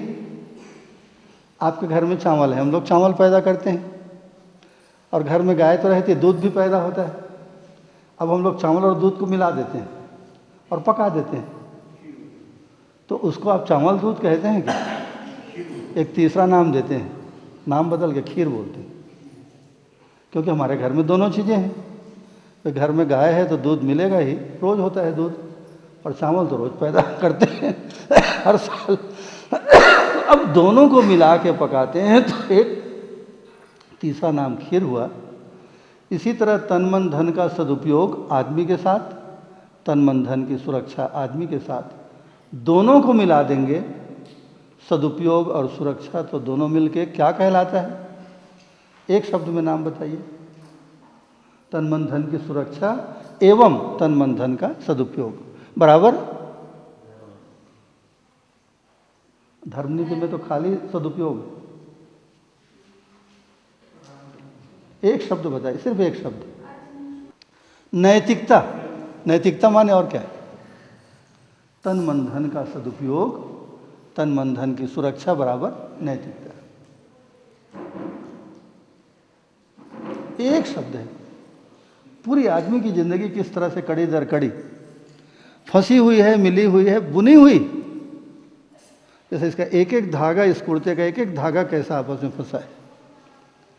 तन मन धन का सदुपयोग, तन मन धन की सुरक्षा, इन दोनों को मिला करके नैतिकता कहते हैं। अब आप अपने संसद की हालत को देखिए, ये आपके पास स्केल है। अब अपनी स्केल में संसद को नापिए। संसद में एक बार बहुत बड़ा विवाद हुआ था, आपको ध्यान है? धर्म को राजनीति से अलग करो, बहुत बड़ा विवाद हुआ था। संसद में हंगामा खड़ा हो गया था, धर्म और राजनीति को अलग अलग करो। जैसे आदमी को उसके प्राण से अलग करो, उसके बाद आदमी क्या बचेगा? ये दोनों चीज साथ साथ रहेंगे, सुरक्षा भी, सदुपयोग भी, नैतिकता। ये नैतिकता क्या चीज है बताइए? जिस शब्द के लिए आज सारी दुनिया तरसती और सारी दुनिया अनजाने जिस रास्ते पे दौड़ती है, वो चीज है। ये नैतिकता क्या है? बोलचाल की भाषा में हम क्या बोलते हैं इसको?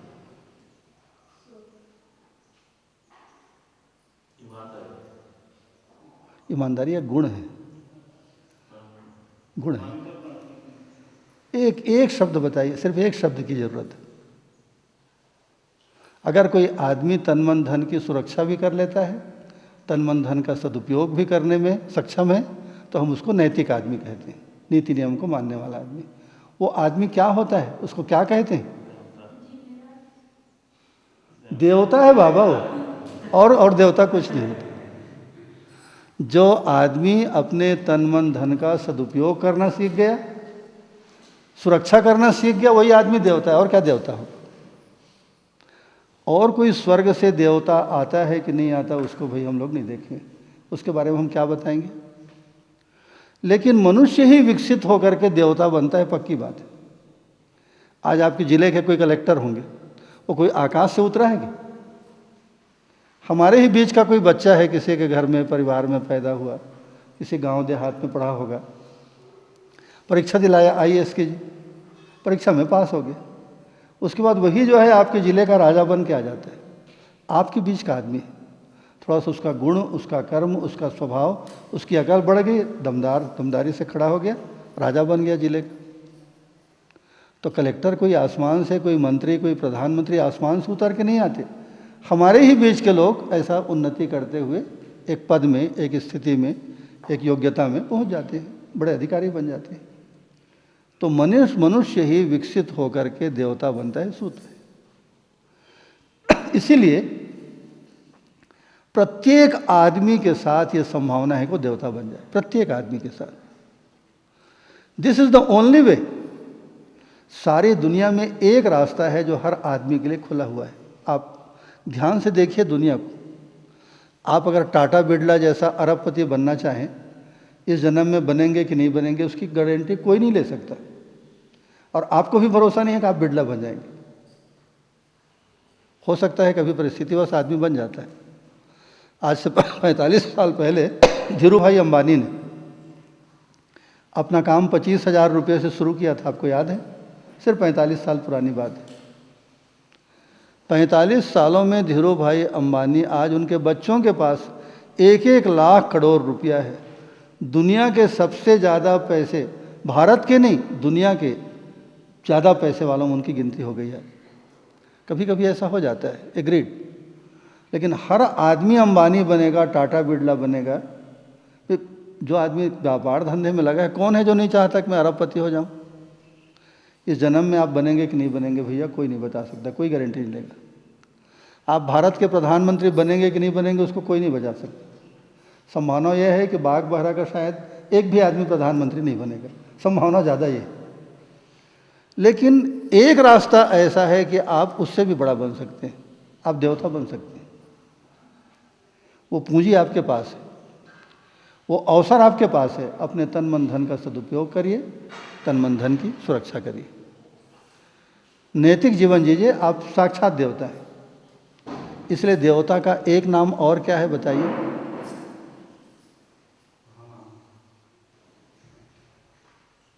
एक नाम, बढ़िया नाम है, धरती के देवता, भूसुर, भू माने धरती, सुर माने देवता, भूसुर लिखा है, प्रमाण को पढ़िए। माने चलते फिरते देवता, धरती में चलते फिरते देवता। आप ऐसा बन सकते हैं। क्यों हम इस चक्कर में पड़े हैं, इस चर्चा के चक्कर में क्यों पड़े हैं बताइए?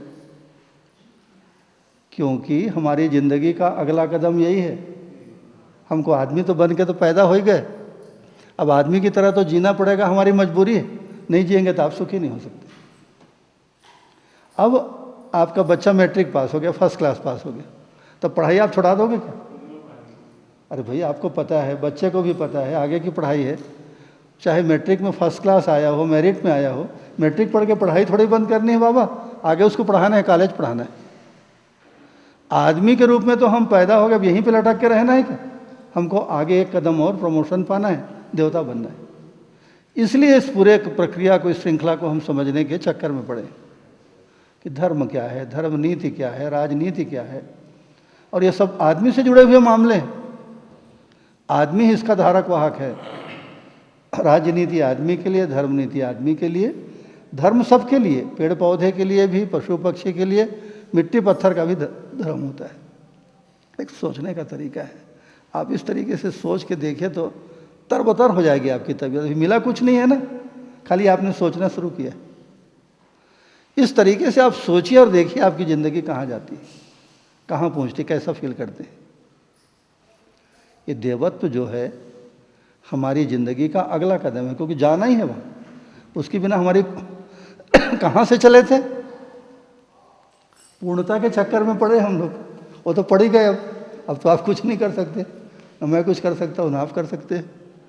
पूर्णता में डूबे हुए हैं, इसलिए पूर्णता की प्यास आपके पास आ ही गई। अब ऐसा चक्कर में आते आते अब कैसे हम लोग आए उसको समझेंगे अगले सत्र में। आदमी के रूप में तो हम वही हैं। अब आदमी के रूप में हैं तो आदमी का अगला कदम देवता, और देवता का अगला कदम करेंगे, चर्चा करेंगे बाद में। लेकिन देवता तो बनना ही है मस्त। उसके बिना पूर्णता नहीं होगी, और पूर्णता के बिना हमको स्थायी सुख नहीं मिलेगा। कैसी कड़ी फंसी हुई है, आपने ध्यान दिया? एक एक कड़ी, एक एक कदम चल के धर्म नीति, राजनीति, तन मन धन का सदुपयोग, तन मन धन की सुरक्षा, दोनों को मिला दीजिए, क्योंकि ये दोनों मामले आदमी के साथ जुड़े हुए मामले। दोनों को मिला दिए तो नैतिकता। नैतिकता क्यों जरूरी है, अब आपको पकड़ में आ गई बात। नैतिकता के बिना आप सुखपूर्वक जिएंगे कैसे, इसको बताइए। हम लोग आदमी की तरह पैदा हो गए। अब अगर आदमी होकर मैं जीव जानवर की तरह जीना शुरू करता हूँ तो तुरंत मैं दुखी हो जाता हूँ, क्योंकि जीव जानवर हमारे नीचे का लेवल है। इसको आगे अपन और विस्तार से देखेंगे, एक एक लाइन की बात, बात को शुरू कर देते हैं। और अगर मैं ऊपर की तरफ चल दिया तो एक गुरु जी हैं स्कूल में, उनको आप प्रिंसिपल बना दीजिए, तुरंत खुश हो जाती। एक प्रिंसिपल साहब है, उनसे कुछ गलती हो गई, प्रिंसिपल साहब को चपरासी बना दीजिए उस स्कूल में, खाना भी मिलेगा, क्वार्टर भी मिलेगा। अरे भाई चपरासी का क्वार्टर मिलेगा, तनख्वाह भी मिलेगी, तुरंत तो आदमी दुखी हो जाता है। भाई मैं यहाँ प्रिंसिपल था इस संस्था में और मुझको चपरासी बना दिया। भाई मैंने सुना है कि चीन में इसी तरह की सज़ा देते हैं, आपको मालूम? जैसे कोई कंपनी का डायरेक्टर है, किसी कॉलेज का प्रिंसिपल है, उससे गलती हो गई तो उसको मारते पीटते नहीं, नौकरी से निकालते भी। कल से आप दरवाजे में चपरासी बन के बैठोगे, वहाँ एक स्टूल लगा बैठ जाओ। अब आदमी दुखी हो जाता है, और कोई सज़ा नहीं। कल से आप प्रिंसिपल थे ना कॉलेज के, हाँ साहब, कल से स्टूल है उसी में आप बैठोगे, आप चपरासी है, तुरंत दुखी होता है। हमारा नीचे जाना क्या है बताइए? एक आदमी होकर अगर मैं जीव जानवर की तरह जीना शुरू करता हूँ, मैं नीचे गया। नीचे जाते आप तुरंत दुखी हो जाते हैं। जहाँ आप खड़े हैं, जैसा हम आदमी, कम से कम अपने को आदमी के रूप में तो हम स्वीकार करते हैं। आप हमको देवता बना दीजिए, हम तुरंत अभी गदगद हो जाएंगे। आप बनाइए देवता, चलिए। आदमी ऊपर की तरफ जाता है खुश होता है, नीचे की तरफ जाता है तुरंत दुखी होता है। ये आदमी से नीचे क्या होता है और आदमी से ऊपर जाना क्या होता है, इसको अपन एक एक कदम को, एक एक कड़ी को समझेंगे। आप देखिएगा कहीं बचने की, निकलने की एक ऐसा माइक्रो कोई जगह नहीं है आपके पास। अस्तित्व में ऐसी बनावट है और हम we are the part and parcel of this अस्तित्व। हम ही उसी के एक पुर्जे हैं बाबा, आप उससे बाहर कहाँ जाएंगे। अस्तित्व माने तमाम व्यापक जो परमात्मा है, अनंत प्रकृति है, पेड़ पौधे, हवा, पानी, धरती, आकाश, सूरज चांदी से भाग के आप जाएंगे कहाँ। दुनिया में कहीं भी जाइए, आप अंतरिक्ष में चले जाइए, इस अस्तित्व के बाहर आप जा नहीं सकते। वहाँ भी वही अस्तित्व है, वहाँ भी वही सत्ता है। इसलिए there is no other way, और कोई रास्ता नहीं। उपनिषद को पढ़ेंगे तो क्या लिखा है, ना अन्य पंथा विद्यते नाय, और दूसरा कोई मार्ग ही नहीं। इसलिए you are bound to do this. आपको इस बात को समझना पड़ेगा, जीना पड़ेगा, क्योंकि आप सुखी होना चाहते हैं। इसके बिना आप सुखी हो नहीं सकते हैं। इसलिए सुखी होने के लिए इन तमाम चीज़ों को, एक एक श्रृंखला को, एक एक कड़ी को समझना है। ठीक, अब विषय पकड़ में आता है कि हम लोग कहाँ से शुरू किए थे गाड़ी को, और कहाँ जाने के चक्कर में, अभी पहुँची नहीं है गाड़ी, कहाँ जाने के चक्कर में एक एक कदम चलेंगे। अभी की बात को थोड़ी देर के लिए विराम देंगे। 3 बजे से करीब, अगर आप लोगों को असुविधा ना हो, खा पी के थोड़ा सा विश्राम कर लीजिए। 3 बजे से फिर चर्चा होगी। कम से कम 2 घंटे तो बैठेंगे ही। अब एक प्रार्थना और है कि हो सकता है कुछ सवाल आपके मन में जगे होंगे, या कभी कभी कोई बात क्लियर नहीं हो पाती। हम लोग बिल्कुल तकनीकी शब्दों का उपयोग ना करते हुए एकदम सरल भाषा में, जैसे आपस में बैठ के बातचीत करते हैं, इस तरह से इस विषय को समझने की कोशिश में लगे हैं। फिर भी अगर कोई कठिनाई आती हो, कोई बात समझ में ना आती हो, या कोई सवाल उठते हों, आप उसको नोट करके रखे रहिए। चर्चा के बाद आपको समय रहेगा, कोई अस्पष्टता हो, कोई बात समझ में ना आई हो, कोई सवाल उठता हो, उसके लिए आराम से चर्चा करेंगे। फिर उसके बाद अगली कड़ी में आगे अपन चलेंगे।